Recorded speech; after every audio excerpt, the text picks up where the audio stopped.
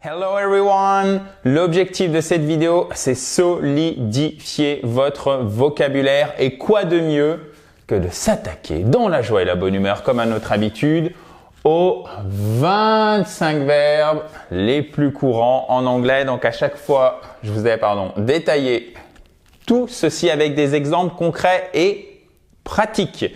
D'ailleurs, vous pourrez récupérer le PDF du cours et faire le quiz d'application, mais regardez quand même la vidéo avant de faire le quiz, en cliquant sur le i en haut à droite ou sur le lien qui est dans la description si vous êtes sur mobile.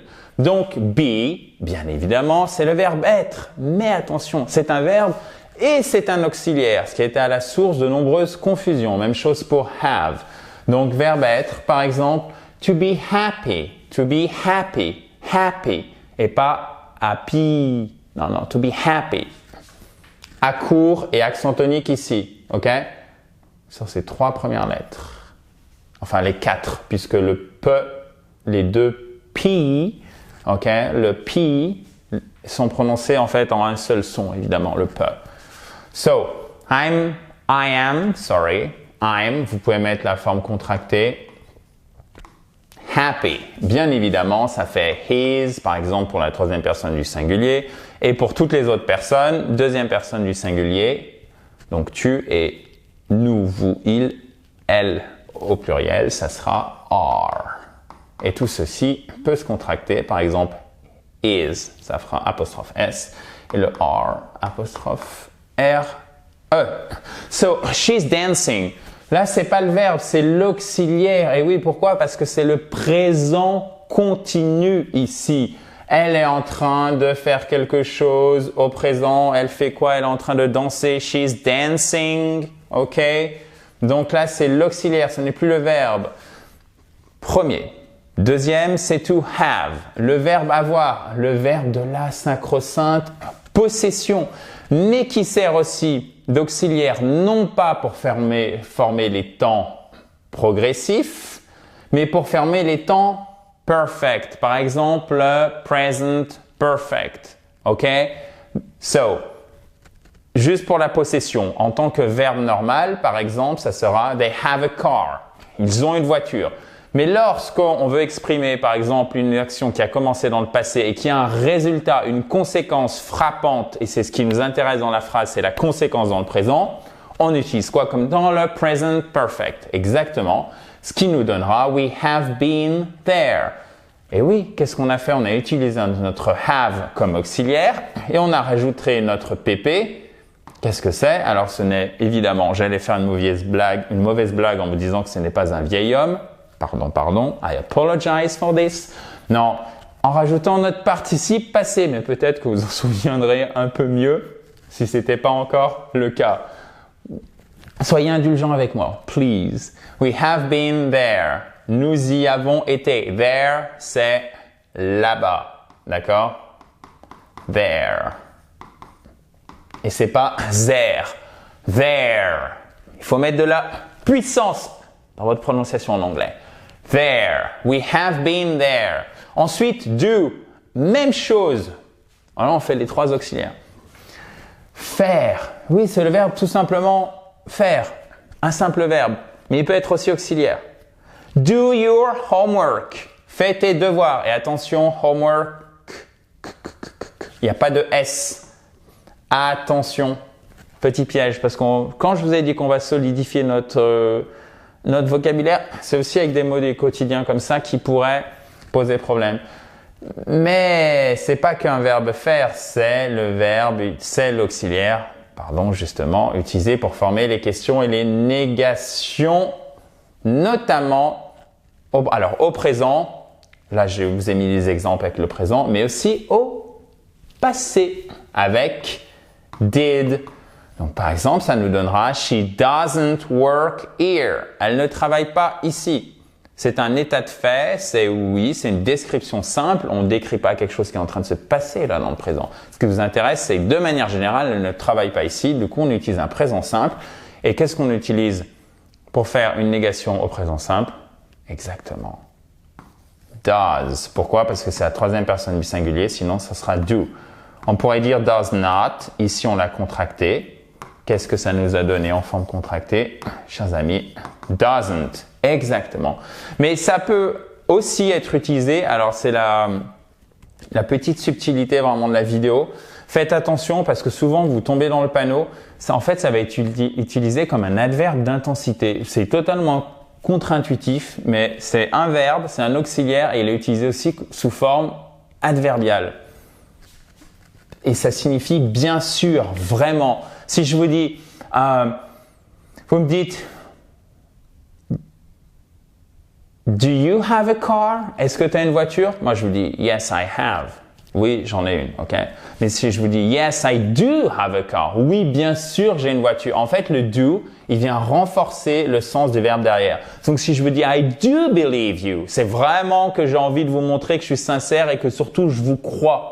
Que je veux que vous me croyez et donc, je veux vous le montrer. Donc, je dis pas I believe you, je dis I do believe you. Bien sûr, je te crois vraiment, évidemment. Ok, on est proche du évidemment aussi.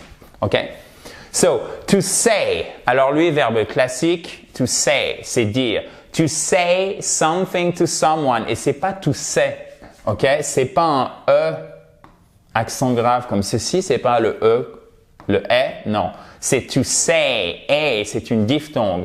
Par contre, c'est un verbe irrégulier et il fait « said »,« said ». Et là, vous retombez sur l'équivalent un peu du… Parce que c'est pas exactement la même chose, mais on est très proche du « e » accent grave, mais avec un peu plus de puissance. C'est pas un « said », mais « said ». OK? Faut y aller. « Said ». He said he was tired. OK? Il a dit qu'il était fatigué. Ensuite, le sacro-saint go qu'on utilise très très souvent. To go, aller. Mais ce n'est pas, et c'est pour ça qu'il faut toujours apprendre la prononciation avec le vocabulaire. Ce n'est pas to go, ok? C'est to go, aller. Vous avez une diphtongue. Oh, c'est comme dans hello, c'est pas hello, c'est hello. I go to the movies once a month. Je vais au cinéma, je vais au ciné une fois par mois. Vous pouvez retenir aussi cette expression once a month. Vous pouvez dire once a day. OK? Et vous pouvez, et je vais vous en rajouter une en bonus pour la route. Once a day, une fois par jour. Twice a day, 2 fois par jour. Et encore le bonus du bonus, parce que je me permets de dérouler, parce que j'ai souvent entendu ça. Ce n'est pas juste si je dis 2 times a day. Ceci est faux. Ça, c'est de l'anglais, c'est de la croyance académique. 2 times a day, c'est juste en anglais. C'est moins bien, mais ça passe sans problème. C'est juste. C'est tout simplement juste. Mais si vous voulez bien vous exprimer de manière vraiment précise, privilégiez twice au lieu de 2 times. Privilégiez once au lieu de 1 time a day. OK? Ça sonne mieux. Continuons, chers amis, toujours dans la joie et la bonne humeur. Nous n'avons pas que des auxiliaires et des verbes. Nous avons aussi des modaux can, qui signifie pouvoir savoir. Donc en fait, nous, ça nous évite de faire la distinction entre pouvoir et savoir. Parce que vous dites, je peux parler anglais ou je sais parler anglais. Quelle est la différence? Et ça, est-ce qu'il y en a une? Il faut l'expliquer à quelqu'un qui apprend le français. Vous voyez, là, on met juste can en anglais. We can do it. On peut le faire. Est-ce qu'on dit je peux nager ou je sais nager? Vous voyez? Non, c'est can. La capacité en anglais, c'est can. Pouvoir savoir. OK? I can speak English. OK? I speak English. I can speak English. I can swim. We can do it. On peut le faire. Bon, généralement, celui-ci, il est connu. Je ne m'y attarde pas plus. Un mot, un verbe très, très utilisé, mais vraiment qui est extrêmement courant. C'est pour ça qu'il est dans ces 25 verbes incontournables en anglais. Il s'agit de to get. OK? You got a good mark. OK? Tu as eu une bonne note. I've got it. J'ai compris. Donc là, je l'ai mis dans le passé. Vous n'avez pas le contexte, donc vous pouvez pas savoir pourquoi on a mis un prétérit ici et pourquoi on n'a pas mis un present perfect. Tout simplement parce que là, je vous donne le contexte. On parlait d'une note obtenue dans le passé qui est restée dans le passé sans conséquence, sans résultat qui nous intéresse dans le présent, ok? On Tuesday, par exemple, mardi, tu as une bonne note. Donc, vous voyez, vous avez ce marqueur de temps simple qui vous dit, c'est délimité dans le temps parce qu'on parle de mardi, ok? On Tuesday, you got a good mark. Alors, on peut aussi dire grade pour la note. Ok, grade. Moi, j'ai tendance à utiliser ce mot qui est plus American English, mais je voulais aussi vous élargir votre vocabulaire. Faites attention puisque to get, c'est got, et en American English, vous aurez très souvent gotten. Ok? Mais si vous utilisez got, il n'y a aucun problème. Ensuite, would. Donc, on avait le modal can. Donc, je vais tout effacer, chers amis. Oui, c'est bon? Je peux effacer? Ok. J'attends 3 secondes parce que tout le monde n'a pas vérifié. Ok, parfait, super. Nickel. Hop là. Donc, on avait notre modal can. Il y a aussi, donc ça c'est pour la capacité, d'accord? Parfois pour la permission, mais c'est un peu maladroit honnêtement. Can I do it? Je peux le faire. C'est par exemple quand vous disiez en français exactement la même chose en français. Et là pour le coup il y a une symétrie parfaite.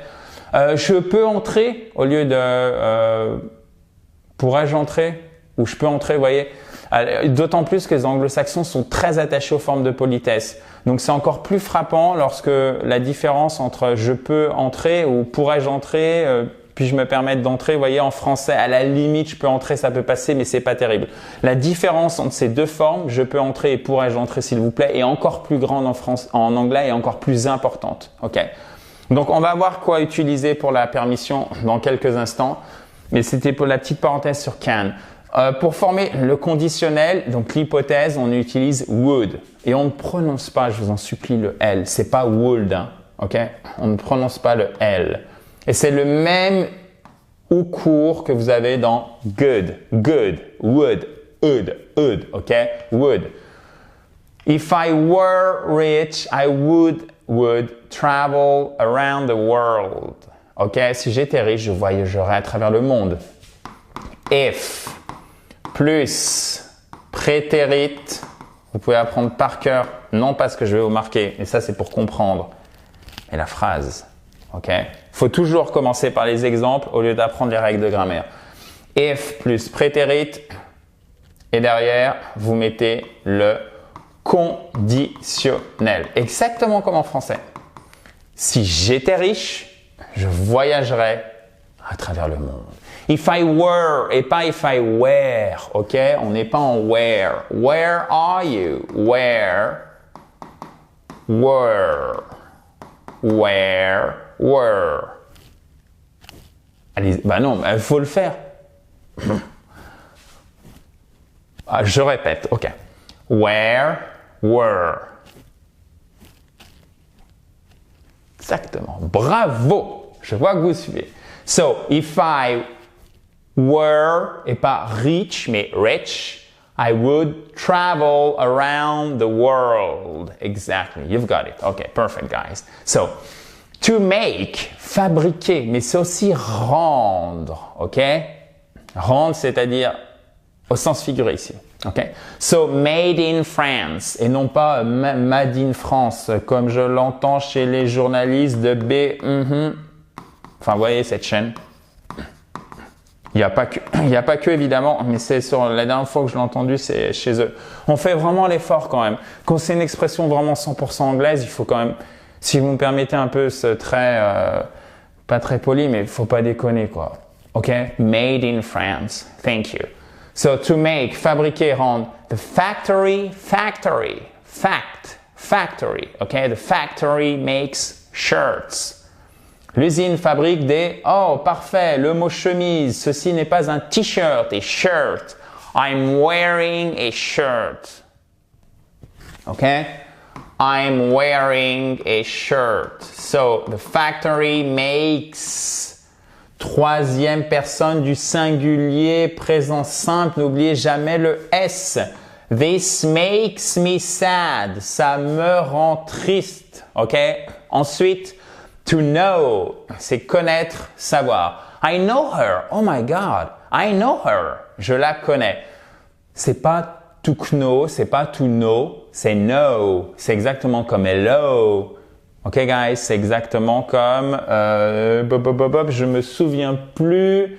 Exactement comme to go. Merci beaucoup. Certains ont de meilleure mémoire que moi. Rien d'étonnant. So, she knows what to do. Okay, what to do. She knows what to do. Elle sait quoi faire. Allez, maintenant, le modal, non pas de la capacité, éventuellement de la permission qui était can, non pas le modal pour le conditionnel qui était would, mais celui pour le futur. Et d'ailleurs, c'est pas étonnant, regardez, l'anglais est vraiment bien fait. Will. C'est la volonté. Donc, quand vous décrivez quelque chose dans le futur, par essence, ce n'est pas arrivé. Donc, c'est une projection de votre volonté ou une projection de du sujet de la phrase. C'est pour ça qu'on a une concordance entre will qui signifie la volonté, will, et le fait que c'est exactement le même mot pour le modal qui permet d'exprimer. Donc, le modal, en fait, c'est, si vous voulez, les mots, les sons utilisés pour prononcer ces mots, c'est votre argile.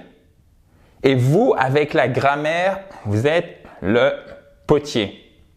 Vous allez façonner la phrase. Vous allez la modéliser. Donc, c'est pour ça que vous avez besoin des modaux, chers amis.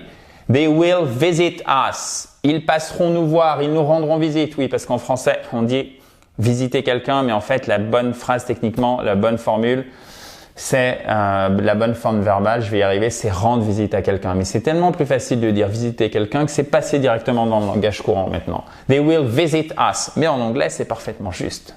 Depuis le début. Ils passeront nous voir. Donc ça, c'est vraiment projection dans le futur. Et d'ailleurs, er will, c'est il veut. En allemand, wollen, c'est exactement la même racine. C'est vouloir. Ok? To think. Penser, réfléchir. I think that is, or this is, on aurait pu dire, that's, this. I think that's a good idea. Je pense que c'est une bonne idée. Let me think about it. Laisse-moi y réfléchir. Let me think. Laisse-moi réfléchir. Let me think about it. Laisse-moi y réfléchir. Let me think. Laisse-moi réfléchir. OK? To take, prendre. Alors, yes, to take. Took. Oh my God, taken, évidemment. C'était pour voir si vous suiviez, c'est tout. Au participe passé, ces verbes sont irréguliers. Et c'est toute la problématique avec les verbes irréguliers, en fait, ce qui se passe, I thought, c'est thought, ok? Même chose au prétérit. En fait, les verbes irréguliers, il n'y en a pas tant que ça en anglais, mais il y en a une partie lorsque vous avez une bonne liste, c'est-à-dire pas les verbes irréguliers qui sont jamais utilisés comme le verbe tondre. Enfin, vous n'en avez pas besoin tout de suite, même si là, peut-être que vous avez besoin de tondre demain. Mais on n'a pas forcément besoin du verbe tondre. Par contre, le verbe penser, beaucoup plus souvent. Donc, méfiez-vous des verbes irréguliers parce que même s'il n'y en a pas beaucoup, certains et une partie importante sont incontournables. Donc, c'est pour ça qu'on ne peut pas passer à côté, ok? So, he took his umbrella.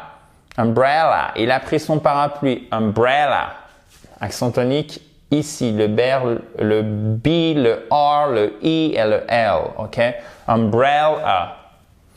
He took his umbrella. To take, prendre. To see, qui fait saw, seen. OK? Verbe irrégulier aussi. We saw him yesterday. Alors là, il faut vraiment faire gaffe à la prononciation. Parce qu'on est vraiment embêtés, nous francophones, quand on a une voyelle qui se termine par une consonne. Et le mot se termine comme ça, on ne sait pas trop comment prononcer la fin, on laisse traîner un peu au hasard. Ça ne marche pas. Ici, c'est un allons. We saw. Alors, c'est pas un we saw, c'est pas un A, c'est entre le A et le O tout de même, mais ça se rapproche un peu plus du A. Et on pousse vers l'avant, on met la langue contre les dents du bas. We saw We saw him yesterday. Nous l'avons vu hier, ou on l'a vu hier, puisque we est souvent utilisé pour traduire on. I see what you mean. Je vois ce que tu veux dire. OK. Toutes ces phrases sont pensées pour être des phrases dont vous avez besoin, des phrases vraiment courantes. OK. To come, venir. OK. Came, come, verbe irrégulier. They came from Switzerland. Ils venaient de Suisse.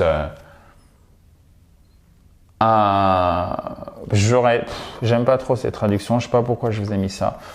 Ils sont venus. OK. C'est beaucoup mieux. They came et pas they came. OK. They came from Switzerland. Switzerland.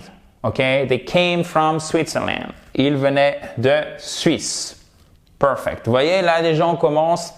La première slide, la première diapositive était massive. Et là, on commence à dérouler. C'est normal. On est déjà dans notre régularité. Continuons, chers amis. Pardon. Alors, on avait eu can, pouvoir. Maintenant, on a could, qui est la forme passée de can, mais qui permet de demander aussi quelque chose de manière polie. OK? Et d'exprimer un conditionnel. Could I, pourrais-je, OK? Could I do this or that, OK? We could do it. Évidemment, c'est un ou court. C'est pas we could et on ne prononce pas le L. Please. C'est la même chose avec would. C'est la même chose avec le verbe to talk, OK? So I could swim. Je savais nager. We could do it. Could I? Pourrais-je? C'est beaucoup mieux que can I. To want. Vouloir. Vouloir faire. Celui-ci, vous le connaissez, mais est-ce que vous vous souvenez à chaque fois du S de la troisième personne du singulier pour le présent simple? The boy wants a puppy. Le garçon veut un chiot. I want you to be happy. I want you to speak English. Je veux que tu sois heureux. Je veux que vous parliez anglais. OK? Et là, on a de la chance. Il est pas irrégulier. OK? Donc, ça nous fait wanted. OK? Et peut-être que vous avez vu ça dans les westerns. OK? Yes, exactly. Ça veut dire voulu. Qui est voulu, rechercher. OK? To look. Ou court. OK? C'est pas to look, to look. Regardez, avoir l'air aussi. You look tired, Adrian. I know. Tu as l'air fatigué. He looked through the window. Il a regardé par la fenêtre. Arrêtons-nous sur ce mot que vous adorez prononcer. OK? Ce n'est pas true. Ce n'est pas frou. Ce n'est pas zrou. Ceci est un soft TH. Le TH, il y a deux façons de le prononcer. Soit vous le prononcez en soft, soit vous le prononcez en hard. Je vous mets les deux symboles de phonétique. Vous pouvez pas le deviner, ça vient que la pratique ici, c'est un soft. Through. OK? He looked through the window. Alors là, elle est coriace celle-ci parce que vous avez le ou court. Donc, la clé, c'est de prononcer lentement. Cherchez pas à prononcer tous les mots, les enchaîner un à un correctement à débit normal. D'accord? Faites-le lentement. He looked through the window. Et là, déjà, je le fais rapidement parce que je le maîtrise. Mais honnêtement, faites-le encore plus lentement. He looked through the window. OK? Window. Et petit à petit, votre bouche, votre cerveau vont avoir l'habitude de se coordonner dans ce sens-là, puisque c'est des combinaisons de sons qui pour vous sont évidemment nouvelles ou pas forcément automatiques, dirais-je, si vous avez déjà un certain niveau en anglais. Et non seulement c'est les combinaisons, mais c'est aussi tout simplement la gymnastique entre la synchronisation cerveau-mâchoire. OK? You look tired, tu as l'air fatigué. Ensuite, to use, un verbe régulier. He uses, Attention. He uses an old camera. Donc là, il y a deux pièges. Je ne sais pas pourquoi je vous le souligne ici, mais regardez bien, chers amis. Déjà, c'est pas old, c'est pas hold, c'est old. Faut bien faire ces diphtongues que vous retrouvez dans hello, old, et c'est pas camera. Vous avez un accent tonique qui va jusque sur le M. Camera, camera, ok? He uses an old camera. Il utilise un vieil appareil photo. Ce n'est pas une caméra. Attention. To find. Found. Et oui, il est irrégulier. Je vous l'avais dit, hein, dans les verbes incontournables, il y en a un nombre impressionnant qui sont irréguliers. I found the perfect job. J'ai trouvé le travail idéal, chers amis. Et en parlant d'idéal, ce qu'il serait, c'est que vous fassiez le quiz d'application et que vous téléchargiez tout le récap du cours en PDF. Pour ceci, rien de plus simple, vous cliquez sur le i en haut à droite ou sur le lien qui est juste en dessous. Si vous êtes sur mobile, vous avez le lien en dessous dans la description. So, to find, found. I found the perfect job. Et vous voyez, c'est pas job, c'est pas job, c'est job. C'est un A long. OK? Job. I found. Là aussi, diphtongue. C'est pas found, c'est found. OK? Ceci est un... Voilà. Hop. I found the perfect. Ah, c'est pas perfect, mais perfect. Ici. Vous voyez, c'est parfait pour illustrer, si je puis dire, sans mauvais jeu de mots, les difficultés de l'anglais. Vous en avez 3 ici. Ça a l'air très simple. On pourrait dire I found the perfect job. Non, ça va pas. I found the perfect job. Okay, guys? That's the key. C'est la clé.